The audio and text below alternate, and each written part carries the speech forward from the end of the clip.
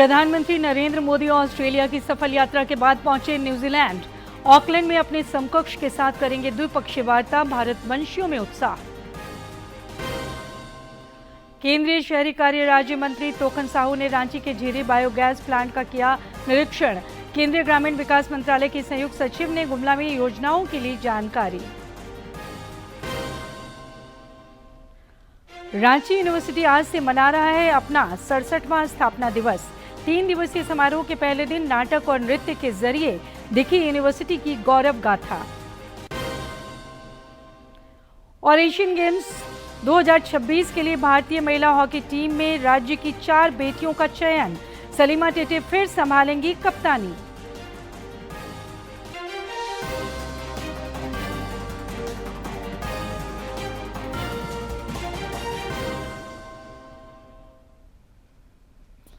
नमस्कार, खबरें झारखंड में आपका स्वागत है। खबरों के साथ मैं हूं सरोज झा और अब खबरें विस्तार से। प्रधानमंत्री नरेंद्र मोदी 3 देशों की यात्रा के अंतिम पड़ाव पर आज न्यूजीलैंड पहुंचे। प्रधानमंत्री का यहां भव्य स्वागत हुआ। वे ऑकलैंड में अपने समकक्ष के साथ द्विपक्षीय वार्ता करेंगे। दोनों नेता द्विपक्षीय संबंधों के सभी पहलुओं की भी समीक्षा करेंगे। प्रधानमंत्री की इस यात्रा से भारत वंशियों में उत्साह है। किसी भारतीय प्रधानमंत्री की 40 वर्षों में ये पहली न्यूजीलैंड यात्रा होगी।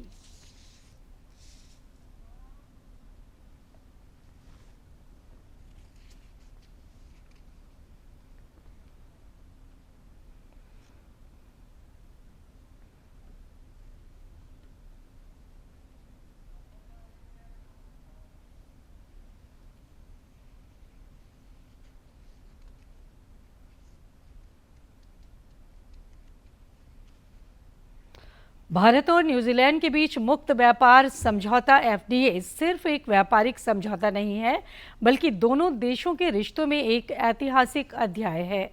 मार्च 2025 में शुरू हुई बातचीत महज 9 महीने दिसंबर में पूरी हो गई है। ये भारत के सबसे तेजी से संपन्न होने वाले एफडीए में शामिल हो गया। वर्ष 2024-25 में दोनों देशों के बीच वस्तुओं का व्यापार 49% बढ़कर 1.3 अरब डॉलर तक पहुंच गया।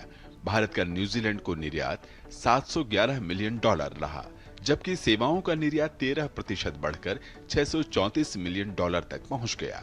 पिछले 10 वर्षों में भारत का निर्यात 130% बढ़ा, जबकि आयात केवल 7% बढ़ा, जिससे भारत के पक्ष में सकारात्मक व्यापार संतुलन बना। भारत न्यूजीलैंड द्विपक्षीय व्यापार 2015 में 855 मिलियन डॉलर का रहा। 2025 में यह 1.298 अरब डॉलर का हो गया। व्यापार में वृद्धि 52% की दर्ज की गई। भारतीय निर्यात 700 मिलियन डॉलर का रहा और सेवाओं का निर्यात 634 मिलियन डॉलर का रहा। इस एफटीए की सबसे बड़ी उपलब्धि है कि न्यूजीलैंड ने अपनी सभी 8,284 टैरिफ लाइनों पर भारतीय उत्पादों के लिए शुल्क समाप्त कर दिया है।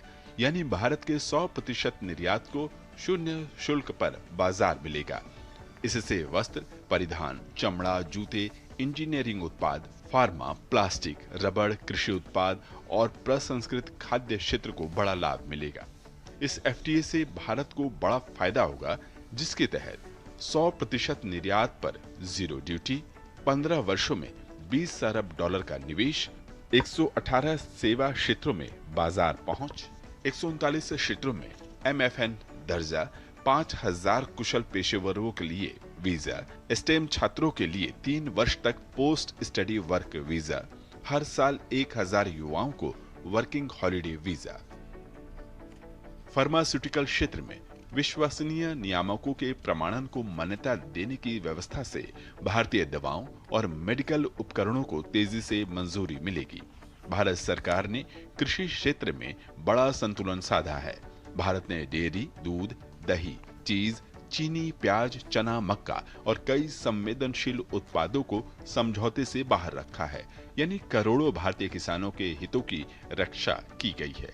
इसके बदले दोनों देशों ने कृषि उत्पादकता बढ़ाने, उत्कृष्टता केंद्र स्थापित करने, बेहतर कोल्ड चेन बनाने और फूड सेफ्टी पर सहयोग का फैसला किया है।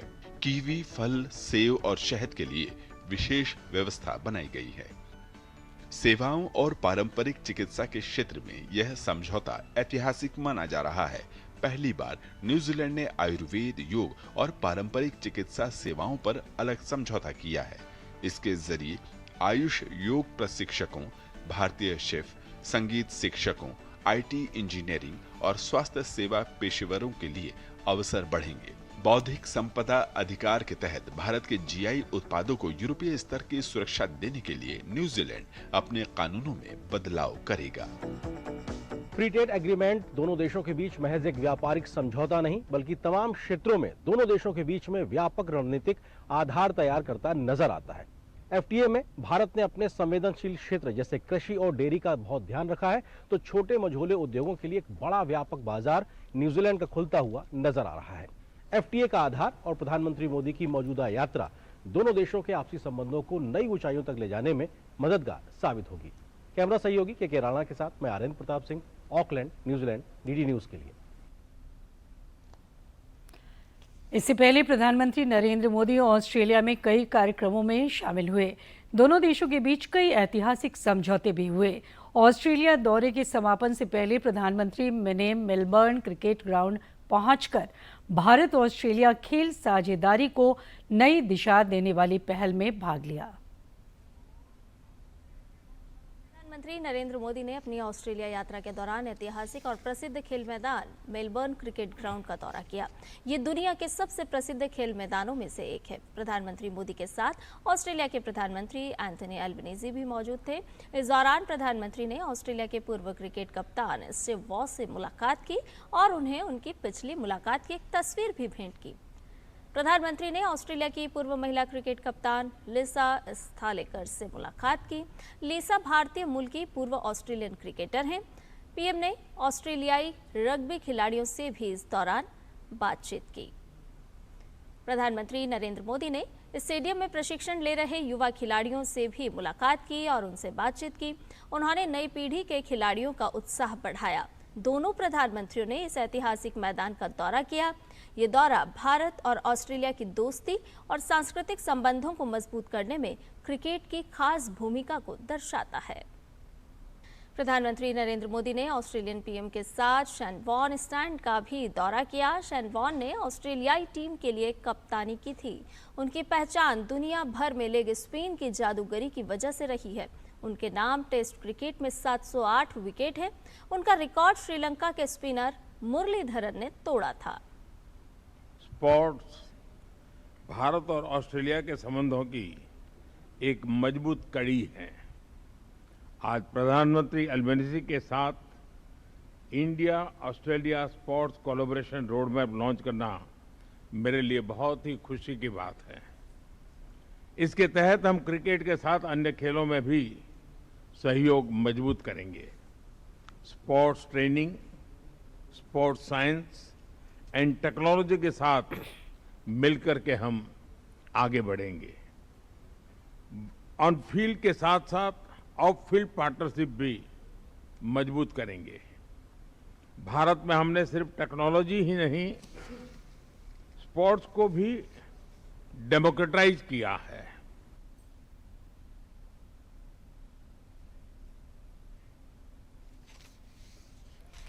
पेयजल एवं स्वच्छता विभाग और यूनिसेफ की ओर से राज्य स्तरीय ठोस अपशिष्ट प्रबंधन पर रांची में कार्यशाला का आयोजन हुआ।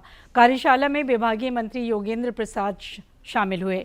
उन्होंने कहा कि वेस्ट टू वेल्थ और वेस्ट टू एनर्जी की सोच के साथ राज्य के सभी ग्राम पंचायतों में वैज्ञानिक ठोस अपशिष्ट प्रबंधन प्रणाली विकसित करने के लिए सरकार प्रतिबद्ध है। इस दौरान मंत्री ने विभागीय अधिकारियों को बेहतर समन्वय, जन भागीदारी और गुणवत्तापूर्ण क्रियान्वयन सुनिश्चित करने के निर्देश दिए। श्री प्रसाद ने कहा कि ठोस अपशिष्ट प्रबंधन केवल स्वच्छता का विषय नहीं, बल्कि स्वस्थ समाज, स्वस्थ पर्यावरण और सतत विकास की आधारशिला है। उन्होंने कहा कि ठोस अपशिष्ट प्रबंधन नियम 2026 की मूल भावना कचरा को संपदा और ऊर्जा में बदलने की है। केंद्रीय आवासन एवं शहरी कार्य राज्य मंत्री तोखन साहू ने रांची के जीरे स्थित बायोगैस प्लांट और लेगेसी वेस्ट बायो माइनिंग परियोजना का निरीक्षण किया। उन्हें कार्यों की प्रगति पर संतोष जताते हुए उन्होंने अधिकारियों को समय सीमा के भीतर कार्य पूरा करने के निर्देश दिए।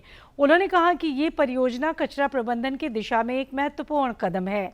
निरीक्षण के दौरान अपर नगर आयुक्त संजय कुमार, सहायक नगर आयुक्त, पीएमसी टीम, गेल इंडिया लिमिटेड के अधिकारी समेत अन्य लोग मौजूद थे। केंद्रीय ग्रामीण विकास मंत्रालय की संयुक्त सचिव स्वाति शर्मा ने गुमला जिले में विकास योजनाओं की समीक्षा की। इस दौरान उन्होंने ग्रामीण विकास, मनरेगा, जेएसएलपीएस और ग्रामीण आजीविका से जुड़ी विभिन्न योजनाओं की विस्तृत समीक्षा की। मौके पर मानव दिवस सृजन, कूप निर्माण और लंबित भुगतानों के त्वरित निष्पादन पर चर्चा हुई। इस दौरान जेएसएलपीएस के मुख्य कार्यपालक पदाधिकारी अनन्य मित्तल, मनरेगा के अतिरिक्त आयुक्त तथा उप सचिव सहित अन्य पदाधिकारी भी मौजूद थे।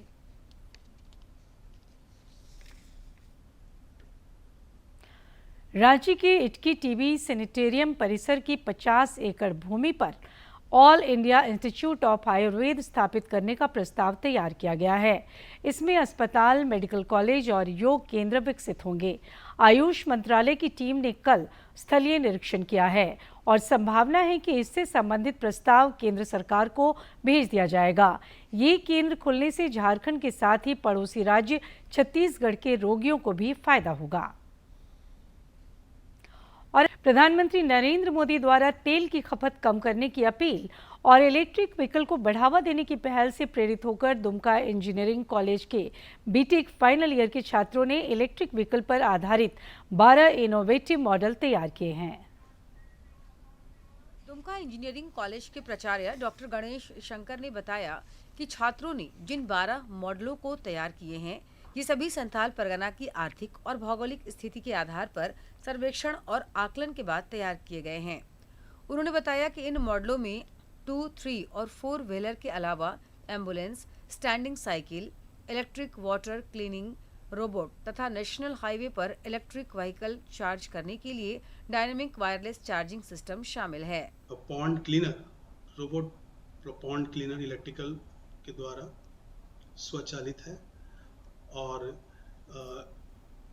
फिजिकल हैंडीकैप के लिए 2 व्हीलर्स इलेक्ट्रिकल के द्वारा, इलेक्ट्रिकल से, और इलेक्ट्रिक एम्बुलेंस जो काफ़ी चर्चा में है, और इन सभी का निर्माण बच्चों के द्वारा किया गया है। कॉलेज के इलेक्ट्रिकल विभाग के अध्यक्ष डॉक्टर पंकज ने बताया कि इनमें से कुछ मॉडल को भारत इलेक्ट्रिकल समिट में मान्यता मिली है। वायरलेस इलेक्ट्रिक व्हीकल चार्जिंग को राष्ट्रीय राजमार्ग प्राधिकरण ने मान्यता दी है। उन्होंने बताया कि दुमका उपायुक्त ने भी इलेक्ट्रिक एम्बुलेंस और वाटर क्लीनिंग रोबोट का इस्तेमाल श्रावणी मेले में करने का फैसला लिया है। हमारे यहाँ पे जितने 12 इक्विपमेंट्स है, सारा इक्विपमेंट्स तो हम लोग के यहाँ पे इम्पोर्टेंट है, सारा इफेक्टिव है। जहाँ पे हम लोग के जो डिप्टी कमिश्नर सर थे वो ऑलरेडी 2 मॉडल्स को, जो कि वाटर रिवाइटल बोट है और आपका ई एम्बुलेंस कार्ट है, जिसको रिकॉग्नाइज किए हैं और उनको श्रावणी मेला जो हम लोग का होने वाला है बासुकीनाथ पे, वहाँ पे यूज करने के लिए वो ये कमिट किए हैं। कई मॉडलों को मान्यता मिलने से विकसित करने वाले छात्र भी काफी खुश और उत्साहित हैं। वास्तविक मॉडल पिछले साल युक्ति इनोवेशन चैलेंज में सेलेक्ट हुआ था। बेसिकली सर ये सोलर से चार्ज होता है, जिसमें लिथियम आयन बैटरी का यूज किया गया है। जैसा कि आप देख सकते हैं, ये एक वायरलेस ईवी चार्जिंग सिस्टम है जो कि हाईवे में चलती गाड़ियों पर ये चार्जिंग करता है। ये अभी national highway authority of India इस पर काम भी कर रही है। ईवी व्हीकल है जिसमें V2H एनर्जी ट्रांसफर यूज़ किया गया है।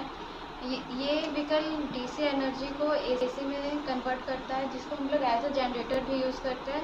ये जो बाईसाइकिल है, इसमें इलेक्ट्रिक मोटर और इलेक्ट्रिक बैटरी का यूज़ किया गया है। बेसिकली इसमें बताया जाता है कि जब आप पेडल चलाइएगा तो ऑटोमेटिकली ये इलेक्ट्रिक बैटरी चार्ज हो जाएगा, जिस कारण से मोटर रन करेगा। बहरहाल दुमका इंजीनियरिंग कॉलेज के बीटेक फाइनल ईयर के छात्रों ने अपनी इस कोशिश के सहारे आत्मनिर्भर संथाल परगना, आत्मनिर्भर झारखंड और आत्मनिर्भर भारत के निर्माण की दिशा में पहला कदम उठा दिया है। दुमका से RK नीरद की रिपोर्ट। रांची विश्वविद्यालय आज से अपना 67वां स्थापना दिवस मना रहा है। स्थापना दिवस को लेकर 3 दिवसीय समारोह के पहले दिन आज नाटक और नृत्य के जरिए यूनिवर्सिटी की गौरव गाथा देखने को मिली। समारोह के पहले दिन दीप प्रज्वलन के साथ कार्यक्रम का शुभारंभ हुआ। छात्र छात्राओं ने गीत, संगीत, नृत्य और सांस्कृतिक प्रस्तुतियों से माहौल को उत्साहपूर्ण बना दिया। विश्वविद्यालय परिसर में स्थापना दिवस को लेकर विशेष तैयारियां की गई हैं। यहां पढ़ने वाली छात्रा बताती हैं कि इस विश्वविद्यालय में पढ़ना उनके लिए गर्व की बात है। मुझे बहुत ही अच्छा लगता है और बहुत ही गर्व महसूस होता है कि मैं इस विद्यालय की छात्रा हूं और आज बहुत ही अच्छा लग रहा है। हम लोगों ने बहुत अच्छा गाना गाया अपने विद्यालय के लिए। इस विद्यालय से बहुत से छात्र आईएएस बने हैं, बड़े बड़े लोग बने हैं। यही कि यहाँ पर आकर के बहुत अच्छा, सबको यहाँ पे आकर के बहुत प्रोग्रेस में है, तो इसलिए मैं चाहती हूँ कि सबको यहाँ पे आए और एडमिशन ले। सांस्कृतिक कार्यक्रम के दौरान नाटक के माध्यम से रांची विश्वविद्यालय की स्थापना, उनके इतिहास और विकास की यात्रा को मंच पर जीवंत किया गया। इस अवसर पर सेवानिवृत्त आईएएस अधिकारियों, विश्वविद्यालय के पदाधिकारियों, शिक्षकों और बड़ी संख्या में छात्र छात्राओं की उपस्थिति रही। नाटक की प्रस्तुति देने वाले बताते हैं कि उनके लिए यह नाटक प्रस्तुत करना बहुत ही भावनात्मक है। हम लोग सब मिल के एक नृत्य नाटिका प्रस्तुत कर रहे हैं। मैं हूँ रांची विश्वविद्यालय। इसमें हम लोग रांची विश्वविद्यालय के खुलने के पहले और उस खुलने के बाद और अभी तक का जो सफ़र है वो प्रस्तुत कर रहे हैं। इसमें परफॉर्मिंग आर्ट, थिएटर, डांस और योगा डिपार्टमेंट के बच्चे शामिल हैं। पूरे उत्साह और उमंग के साथ रांची विश्वविद्यालय अपना 67वां स्थापना दिवस मनाने के लिए पूरी तरह तैयार है। सहयोगी सौरभ कुमार के साथ रविकांत कुमार की रिपोर्ट। एनटीपीसी माइनिंग लिमिटेड की झारखंड स्थित पकरी बरवाडी कोयला खदान को देश में पहला स्थान मिला है। वित्तीय वर्ष 2024-25 के लिए कोयला नियंत्रक कार्यालय ने पकरी बरवाडी, ओडिशा की दुलंगा और छत्तीसगढ़ की तलाईपल्ली खदानों को 5 स्टार रेटिंग दी है। कंपनी ने इसे सुरक्षित खनन और पर्यावरण संरक्षण की बड़ी उपलब्धि बताया है। पश्चिमी सिंहभूम पुलिस ने चक्रधरपुर में ब्राउन शुगर तस्करी सिंडिकेट का पर्दाफाश करते हुए 5 तस्करों को गिरफ्तार किया है। पुलिस ने 2 अलग अलग छापेमारी में 75 पुड़िया ब्राउन शुगर, मोबाइल और मोटरसाइकिल जब्त की। एसडीपीओ डॉक्टर सैयद मुस्तफा हाशमी ने बताया कि पुलिस इस बड़े सिंडिकेट की जांच कर रही है। एक ड्रग पेडलिंग सिंडिकेट का हिस्सा है। ये सब लोग बाहर से ब्राउन शुगर लेकर आते थे और यहाँ पर चक्रधरपुर में छोटी छोटी पुड़िया बना के बेचा करते थे और युवकों को इसका आदी बनाया गया। तो एक बड़े नेटवर्क को इसी तरह 2 बैक टू बैक छापामारी करते हुए ध्वस्त किया गया। धनबाद में द ब्लैक पर्ल्स की ओर से पहली बार 7 दिवसीय अभिनय कार्यशाला का आयोजन होगा। दिल्ली, मुंबई और कोलकाता की तर्ज पर 18 से 24 जुलाई तक आयोजित इस अभिनय कार्यशाला में theatre, camera acting, social media content creation और व्यक्तित्व विकास का विशेष प्रशिक्षण दिया जाएगा। मंच के संरक्षक और आयोजन समिति के अध्यक्ष विजय झा ने बताया कि कार्यशाला में अलवर के डॉक्टर देशराज मीणा, कोलकाता की मोनालिसा दास और रांची के ऋषिकेश लाल अभिनय का प्रशिक्षण देंगे। 2026 आयोजन किया जा रहा है। 18 तारीख से 24 तारीख तक ब्लैक पर्ल के बैनर तले जो बच्चे थोड़ी रुचि रखते हैं, इन्फ्लुएंसर बनना चाहते हैं, सोशल मीडिया में काम करना चाहते हैं, यूट्यूबर बनना चाहते हैं और यूट्यूबर इन्फ्लुएंसर बनना चाहते हैं, ऐसे बच्चों की प्रतिभा को निखारने का और उसको और ग्रोअप करने का ये अभियान है और ये उसी के लिए रंगशाला 26 आयोजित किया जाएगा। एशियन गेम्स के लिए भारतीय महिला हॉकी टीम में राज्य की 4 बेटियों का चयन हुआ है। वहीं सिमडेगा की सलीमा टेटे फिर से कप्तानी संभालेंगी। हॉकी इंडिया ने जापान के आइची नागोया में 19 सितंबर से 4 अक्टूबर तक आयोजित होने वाले 20वें एशियाई खेलों के लिए 20 सदस्यीय भारतीय महिला हॉकी टीम की घोषणा की है। इनमें झारखंड की सलीमा टेटे, निक्की प्रधान, ब्यूटी डुंगडुंग और दीपिका सोरेंग को जगह मिली है। फीफा विश्व कप के दूसरे क्वार्टर फाइनल में आज रात स्पेन का मुकाबला बेल्जियम से होगा और इसके साथ ही सेमीफाइनल की दूसरी टीम की तस्वीर भी साफ हो जाएगी। फीफा विश्व कप में क्वार्टर फाइनल की लड़ाई का दौर शुरू हो चुका है। फ्रांस पहली टीम बनी है जिसने सेमीफाइनल में जगह बनाई है। ऐसे में अब नजर स्पेन बनाम बेल्जियम मुकाबले पर है। स्पेन के खिलाफ इस विश्व कप में अब तक एक भी गोल नहीं हुआ है। वैसे स्पेन ने फ्रांस की तरह आक्रामक खेल का प्रदर्शन नहीं किया है, लेकिन टीम ने सावधानी पूर्वक गेंद पर नियंत्रण रखने वाला गेम अपनाया है। लामिन जमाल टीम के सबसे तेज अटैकर हैं, वहीं मिकेल ओयारज़ाबल भी बेहद मजबूती के साथ सामने आए हैं और अब तक प्रतियोगिता में कुल 4 गोल दाग चुके हैं। स्पेन ने अब तक प्रतियोगिता में 5 मैचों में 4 में जीत दर्ज की है, वहीं 1 मुकाबला ड्रॉ रहा है। बेल्जियम भी इस वर्ल्ड कप में अब तक कोई मैच नहीं हारी है। टीम ने 5 मैचों में 3 जीत और 2 ड्रॉ दर्ज किए हैं। टीम सभी तरह की प्रतियोगिता में 18 मैचों से अपराजित है। वैसे बेल्जियम का डिफेंस काफी मजबूत है, लेकिन टीम की दिक्कत चोट बनी हुई है, जहां मिडफील्डर अमाडू ओनाना टीम से बाहर हैं। फीफा विश्व कप में ये दोनों टीमों के बीच तीसरी भिड़ंत होगी। इससे पहले 1986 के वर्ल्ड कप में बेल्जियम ने पेनल्टी में स्पेन को 5-4 से हराया था, वहीं 1990 में स्पेन ने 2-1 से जीत दर्ज की थी। Sports desk, DD news. Padma Shri सम्मानित जमुना टुडू ने अपने अटूट संकल्प से कई क्षेत्रों में जंगलों की रक्षा के लिए महिलाओं के नेतृत्व में एक प्रेरणादायी जन आंदोलन खड़ा किया है। उनके प्रयासों से हजारों पेड़ों को संरक्षण मिला है।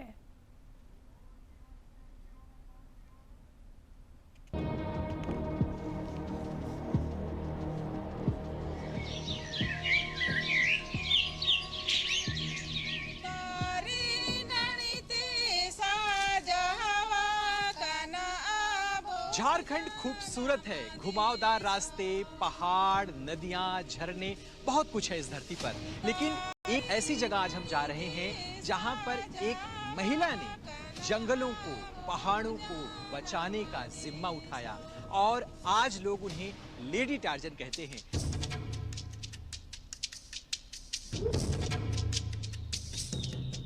ये सिर्फ जंगल नहीं है, ये सांस लेती हुई जिंदगी है और इन जंगलों की रक्षा में सालों से डटी है महिलाओं की एक सेना। हाथों में हथियार नहीं, हौसला है, डर नहीं, जंगल को बचाने का जुनून है। झारखंड के इन घने जंगलों में लोग इन्हें एक नाम से जानते हैं, लेडी टार्जन।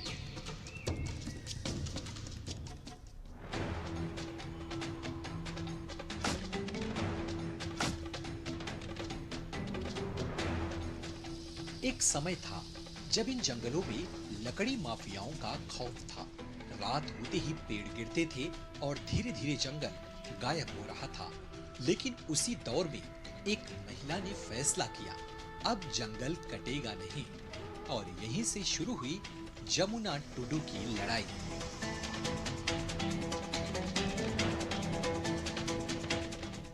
ऐसे भी पता चला हम लोग, मतलब पेड़ अगर कटिंग होता तो आवाज आता है ना, तो फिर हम लोग सब महिला लोग दौड़ के आ जाती है, दिन हो चाहे रात हो, हम लोग जंगल में पहुंच जाते हैं। ये जो रात में आग जलता है तो आग के लिए भी हम लोग को रात में आना पड़ता है।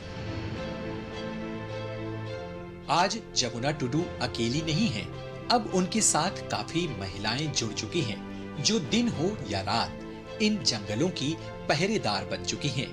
जमुना टुडू का जंगल बचाने का ये अभियान अब सिर्फ उनके गांव तक सीमित नहीं, बल्कि अब वो अलग अलग राज्यों में जाती हैं और लोगों को जोड़ती हैं। इनके लिए जंगल सिर्फ लकड़ी नहीं, बल्कि हवा, पानी और आने वाली पीढ़ियों का भविष्य है।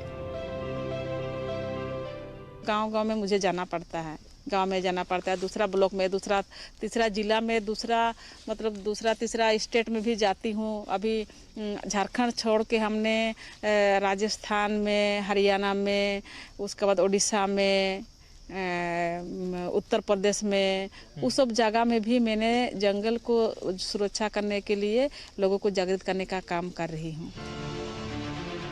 कई बार धमकियां मिली, डराने की कोशिश हुई, लेकिन कदम नहीं रुके, क्योंकि इनके लिए जंगल बचाना सिर्फ एक मिशन नहीं, जिंदगी की लड़ाई है। हाँ, लड़ाई होता है, वो आ जाता है ना, लड़ाई चल जाता है पूरा। अच्छा। और पूरा गाली उली भी देता है सब, और मना करने से बहुत, हाँ, आदमी सब भी। अच्छा, और हाँ, औरत लोग के साथ भी झगड़ा पूरा हो जाता है। आज जहां कभी कटते पेड़ों की आवाज गूंजती थी, वहां फिर से पक्षियों की आवाज सुनाई देती है। सूखी होती धरती पर हरियाली लौट रही है और इस बदलाव के पीछे एक महिला की जिद खड़ी है। पर्यावरण के प्रति इस अनोखे समर्पण को देखते हुए ही जमुना टुडू को साल 2019 में पद्मश्री सम्मान दिया गया। साथ ही उन्हें समय समय पर अलग अलग मंचों पर भी सम्मानित किया गया। जमुना टुडू जी की ये कहानी सिर्फ एक महिला के लिए उपलब्धि नहीं है, बल्कि जीत है उस सोच की जहां पर प्रकृति को अपना परिवार माना जाता है। और यही तो कारण है कि इस पूरे परिवार को बचाने के लिए जमुना जी और उनके साथ की महिलाओं ने अपने परिवार के कई सदस्यों को खोया। तभी तो लोग आजकल उन्हें आसपास लेडी टार्जन कहते हैं, तो कोई कहता है उनको वन देवी।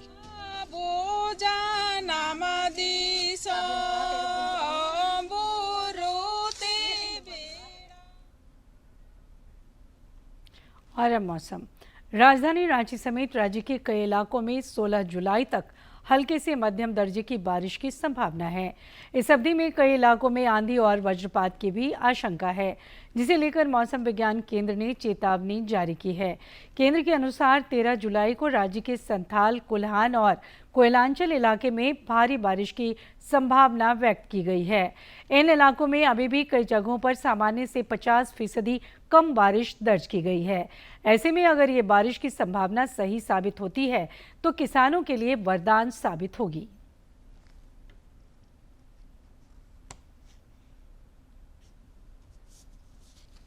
और आखिर में इस बुलेटिन के मुख्य समाचार एक बार फिर।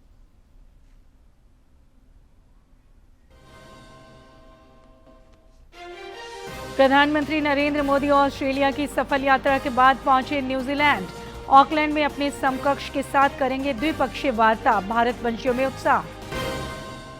केंद्रीय शहरी कार्य राज्य मंत्री तोखन साहू ने रांची के जीरी बायोगैस प्लांट का किया निरीक्षण। केंद्रीय ग्रामीण विकास मंत्रालय की संयुक्त सचिव ने गुमला में योजनाओं की ली जानकारी। रांची यूनिवर्सिटी आज से मना रहा है अपना 67वां स्थापना दिवस।